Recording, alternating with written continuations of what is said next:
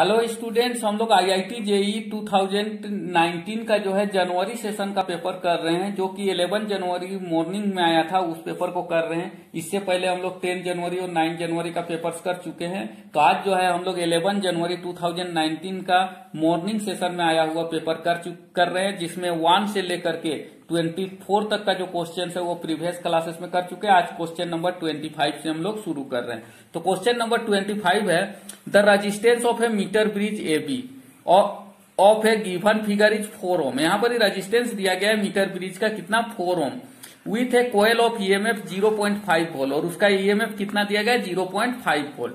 And rheostat resistance RS दिया गया है 2 ओम। रियोस्टेट रेजिस्टेंस कितना दिया गया है, 2 ओम।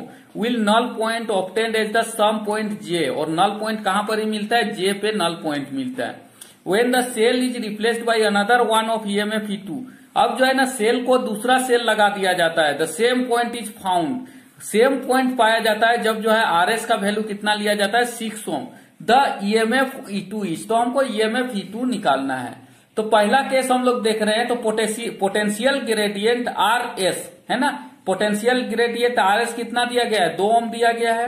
तो 2 ओम इक्वल टू है ना, अब जो है क्या करते हैं, dV बटा dL इंटू L करते हैं। तो ये किसके बराबर हो जाएगा, हमारा हो जाएगा 6/2 + 4 जो दिया गया है इंटू 4/L, और ये किसके बराबर दिया गया है, हमको 100 सेंटीमीटर के बराबर दिया गया है। अब पहला इक्वेशन E1 है ना, E1 के लिए हम लोग करते हैं, ये E1 का वैल्यू कितना दिया गया है, 0.5 वोल्ट दिया गया है। इसके लिए हम लोग क्या करेंगे, 6 है ना 2 + 4 इंटू क्या करेंगे, 4/L इंटू स्मॉल l, ये इतने के बराबर आ जाएगा। अब दूसरा केस में क्या चीज करते हैं, अब जो है कितना ले रहे हैं, अब जो है RH जो वैल्यू है वो कितना ओम आ जा रहा है, 6 ओम आ रहा है। पहले कितना ओम था, 2 ओम था, लेकिन अब कितना हो रहा है, 6 ओम हो रहा है। तो अब भी पोटेंशियल नल पॉइंट पे मिल रहा है। तो कितना अब बैटरी यूज कर रहे हैं, E2। अब बैटरी को कितना कर रहे हैं, E2। तो E2 इक्वल टू हम क्या लिख सकते हैं, 6 ऊपर में आ जाएगा, और यहां पर क्या हो जाएगा, 4 + 6 हो जाएगा, क्योंकि पहले तो 2 था लेकिन यहां कितना हो गया, 6 हो गया।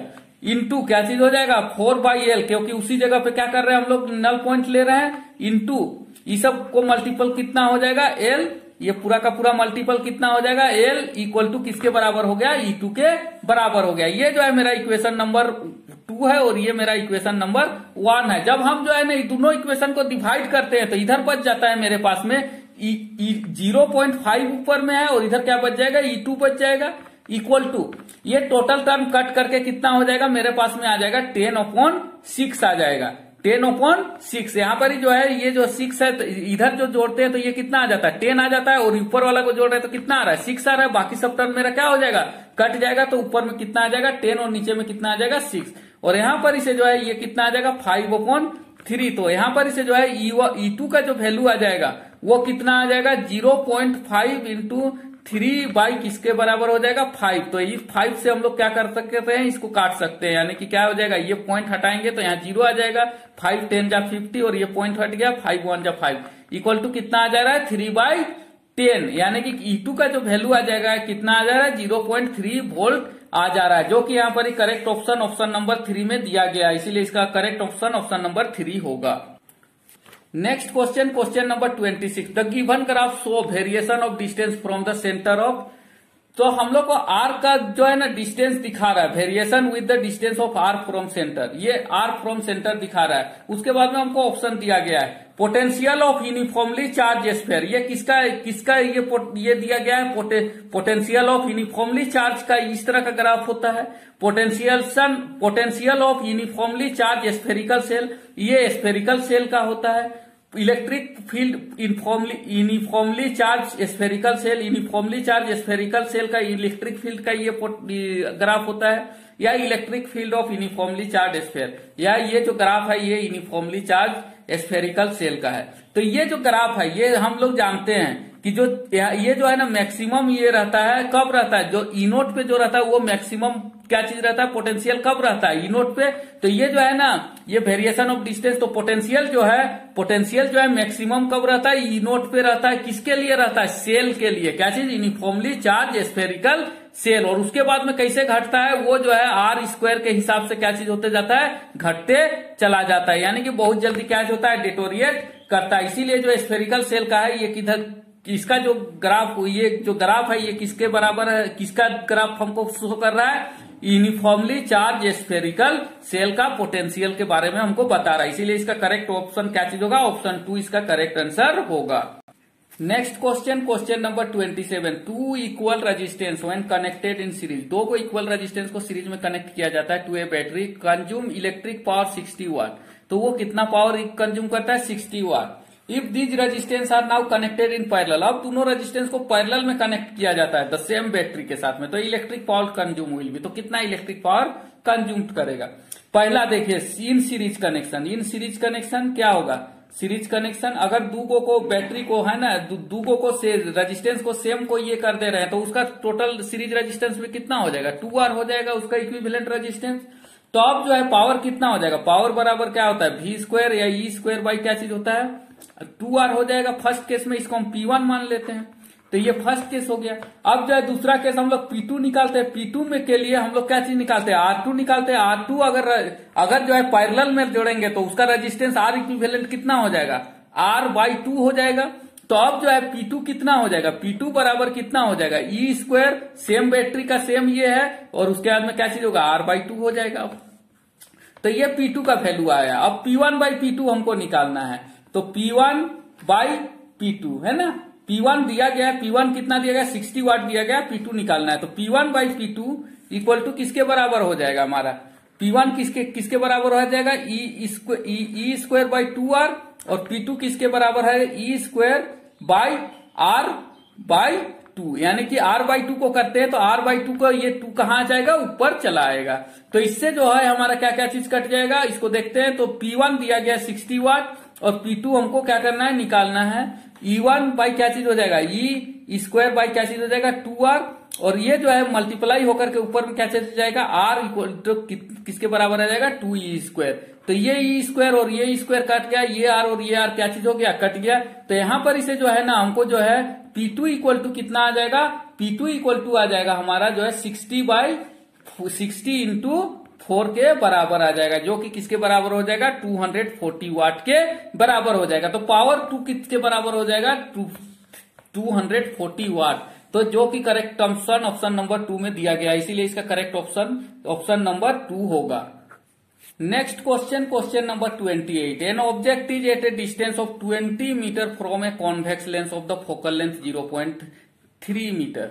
एक ऑब्जेक्ट है जिसको रखा गया है 20 सेंटीमीटर दूर पे, है ना, कॉन्वेक्स लेंस से, और जिसका फोकल लेंथ कितना है, 0.3 मीटर।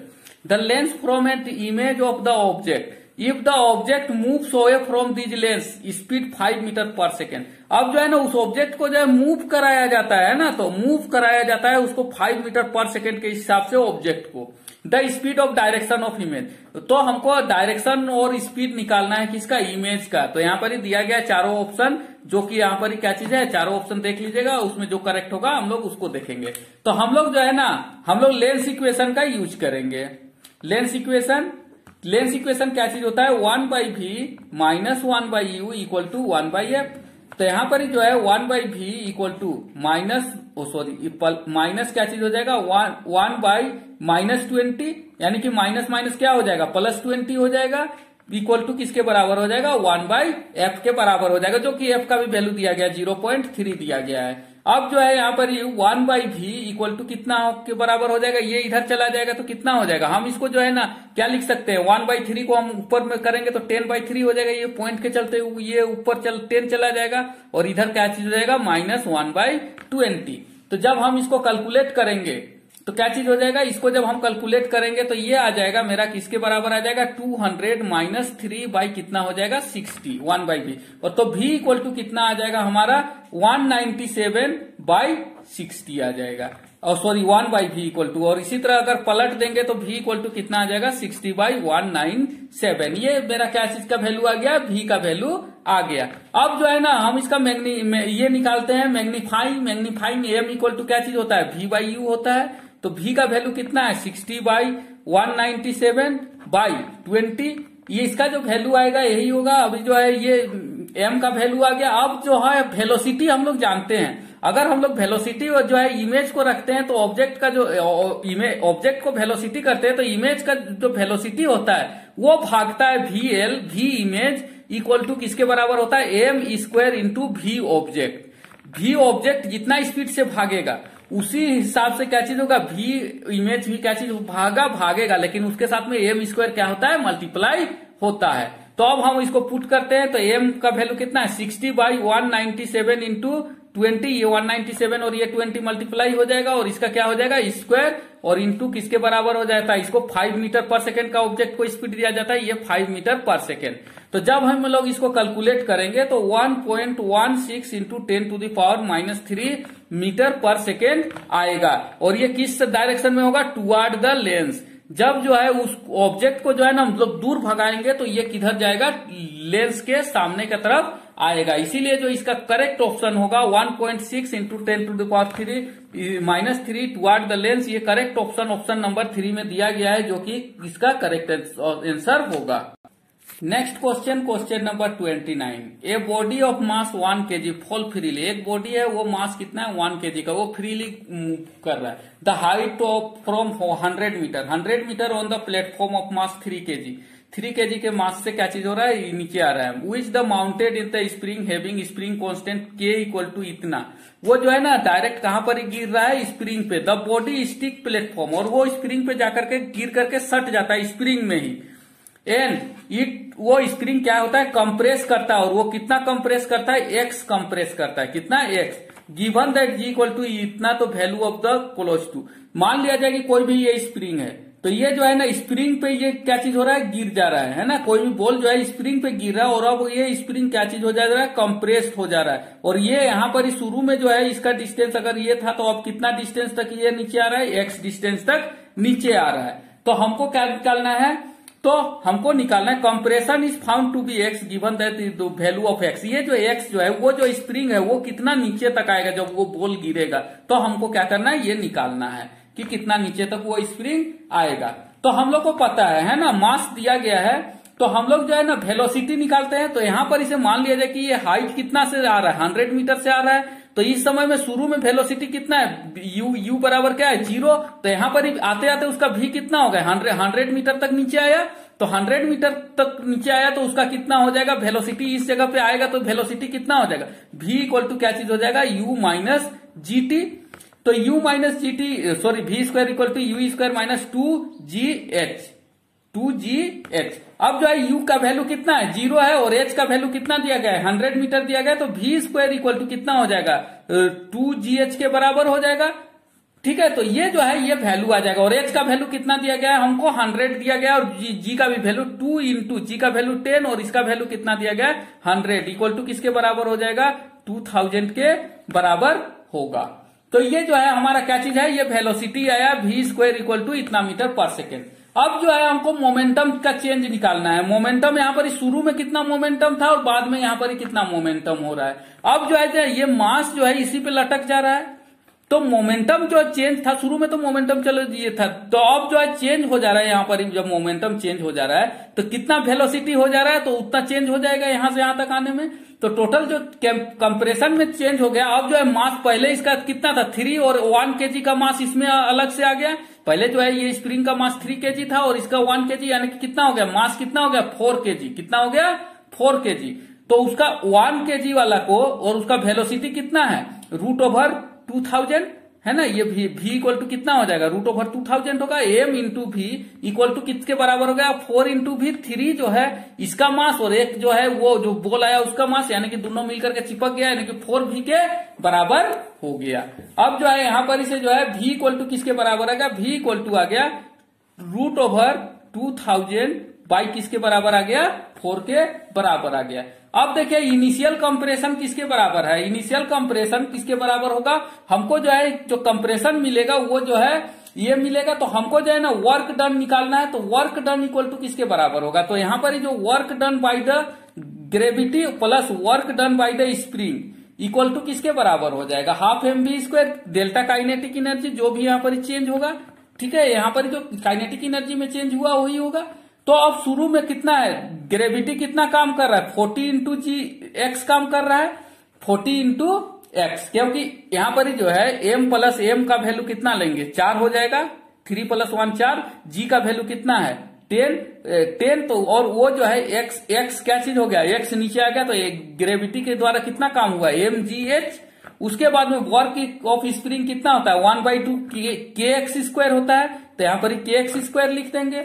तो और उसके बाद में इक्वल टू डेल्टा एम भी कितना होता है 1/2 mv² हो जाएगा। यही चेंजिंग आया है हमारे ये में। तो यहाँ पर ही जो है ना v के मास कितना हो जाएगा 4m हो जाएगा, तीनों m का मिला करके कितना हो जाएगा 4m, यानी कि कितना हो जाएगा 4v² के बराबर हो जाएगा। तो 2 2 कितना हो जाएगा 4, यानी कि 2mv² के इक्वल होगा। अब जो है इसको हम लोग करते हैं 40x, और इसके बाद में स्प्रिंग का कांस्टेंट, क्योंकि उल्टा साइड में ये कंप्रेस हो रहा है इसीलिए क्या चीज हो जाएगा 1/2 k का वैल्यू दिया गया है 1.25 इंटू 10⁶ न्यूटन पर मीटर, और उसके बाद में क्या चीज हो जाएगा x² रहेगा ही, इधर क्या चीज आ जाएगा m 2 इंटू m का वैल्यू कितना आ जाएगा हमारा जो है 4 आ जाएगा, सॉरी m का वैल्यू 4 यहाँ पर लिख दिए हैं, और उसके बाद में v² का वैल्यू कितना आया था 2000 आया, और उसके बाद में जो है ना यहाँ पर v का वैल्यू कितना है 2000/4 है, तो यहाँ पर ही जो है 2000/4 का स्क्वायर कितना हो जाएगा 16 हो जाएगा।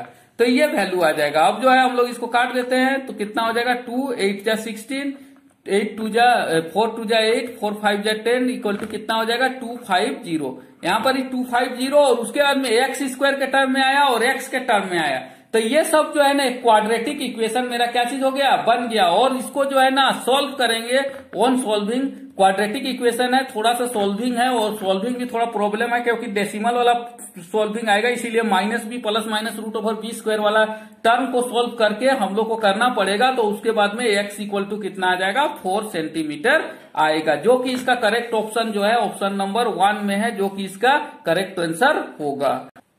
नेक्स्ट क्वेश्चन नंबर 30 इस सेशन का लास्ट क्वेश्चन है, जो कि इस सेशन का ये हम लोग का चौथा या पांचवा ये होगा, जो पांचवा पेपर है, जो कि इसका लास्ट क्वेश्चन है। इससे पहले हम लोग 4 पेपर कंप्लीट कर चुके हैं, ये पांचवा पेपर भी क्या हो गया कंप्लीट हो गया। तो उम्मीद करते हैं कि आपको अच्छा लग रहा होगा और ये पेपर भी आपको अच्छा लगेगा। Next question number 30 Wheatstone bridge है ना, विथ स्टोन ब्रिज यहाँ दिया गया resistor P and Q are approximately equal. P और Q क्या चीज है इक्वल है approximately, when R equal to 400 ohm, R यहाँ पर ही दिया गया है कितना दिया गया 400 ओम। द ब्रिज इज बैलेंस्ड, उस समय ब्रिज क्या है बैलेंस है। On the interchange P and Q, अब जो है P और Q को इंटरचेंज किया जाता है P and Q, the value of R for balance is 405। अब जो है ना बैलेंसी का जो वैल्यू था पहले 400 में ओम था, और अब R का वैल्यू कितना हो गया 50 ओम पे वो बैलेंस कर रहा है। The value of X is close to, तो ये X का वैल्यू हमको क्या करना है निकालना है। फर्स्ट केस में क्या चीज होता है बैलेंस के केस में, फर्स्ट केस में बैलेंसिंग के केस में क्या चीज हो जाएगा P/Q इक्वल टू क्या चीज होगा R/S होगा, यानी कि यहाँ पर S नहीं लिखे हैं, यहाँ पर क्या लिखा हुआ है X लिखा गया है। तो यहाँ पर अब जो है ना P और Q को इंटरचेंज कर देते हैं on interchanging P and Q, on interchanging P and Q। जब P एंड Q को चेंज कर देंगे तो Q ऊपर चला जाएगा P नीचे आ जाएगा, तो क्या हो जाएगा Q/P इक्वल टू किसके बराबर हो जाएगा R2/X के बराबर हो जाएगा। ये R1 है ये R2 है, क्योंकि R1 का वैल्यू 400 दिया गया है और R2 का वैल्यू 405 दिया गया है। अब जो है दोनों इक्वेशन को हम क्या कर देते हैं मल्टीप्लाई कर देते हैं, 1 और 2 को इक्वेशन को हम लोग क्या कर देते हैं मल्टीप्लाई कर देते हैं, तो क्या आ जाएगा P/Q इंटू क्या चीज हो जाएगा Q/P इक्वल टू किसके बराबर हो जाएगा यहाँ पर ही R1 इंटू R2, और नीचे में क्या चीज आ जाएगा x² आ जाएगा। इस सबको काट देंगे तो ये क्या आ जाएगा 1 आ जाएगा। तो यहाँ पर इसे x² इक्वल टू क्या आ जाएगा R1 R2 आ जाएगा, और x इक्वल टू कितना आ जाएगा √R1 R2। तो यहाँ पर जो है ना R1 और R2 का वैल्यू दिया गया, R1 कितना था 400 ओम और R2 कितना था 405 ओम। अब देखते हैं कि ये 400 और ये 400 के करीब है, यानी कि 400 का तो रूट निकल रहा है, यानी कि टोटल कितना हो जाएगा 400 ही हो जाएगा। अब देखिए यहाँ पर 5 क्या हो रहा है जा रहा है ज्यादा आ रहा है, तो 5 का रूट कितना होगा 2.5, तो यानी कि इसके कितना आ जाएगा लगभग 400 तो आएगा ही, और ये 5 के चलते कितना आ जाएगा 0.2, यानी कि किसके बराबर आ जाएगा 402.5, यानी कि 5 का रूट कितना होता है 2.5, तो इसका आंसर कितना आ जाएगा 402.5 ओम है ना। इस तरह से हम लोग इसका रूट निकाल लेंगे, क्योंकि स्क्वायर रूट करने का कोई भी जरूरत नहीं है, कि जो इन दोनों के बीच में होगा वही इसका क्या होगा करेक्ट आंसर होगा, जो कि करीब इसके बीच में होगा, मतलब मिडिल में होगा, क्योंकि यहाँ पर ही ऑप्शन तो बहुत सारा दिया गया है। अगर बहुत करीब करीब ही ऑप्शन है, आपको अगर चाहे तो आप लोग क्या कर सकते हैं, इसका रूट निकाल सकते हैं। तो इसका जो करेक्ट ऑप्शन आएगा वो कितना आ जाएगा, 402.5 आएगा, जो कि ऑप्शन नंबर 4 में दिया गया है। इस तरह का चीज में रिस्क नहीं लेना चाहिए, क्योंकि लास्ट पोजीशन है, आप इसका रूट निकाल करके देख लीजिएगा, उसके बाद में इसका ऑप्शन ये कीजिएगा। तो हमको लगता है कि हमको उम्मीद करते हैं कि आपका ये सेशन बहुत ही अच्छा लगा होगा। तो ये इस सेशन का लास्ट क्वेश्चन था, उसके बाद में हम लोग अगला सेशन करेंगे। तो उम्मीद करते हैं आपको अच्छा लगा होगा। इसके बाद का नोटिफिकेशन पाने के लिए आप हमारे चैनल को सब्सक्राइब कर लीजिए और लाइक कर दीजिएगा। Thank you.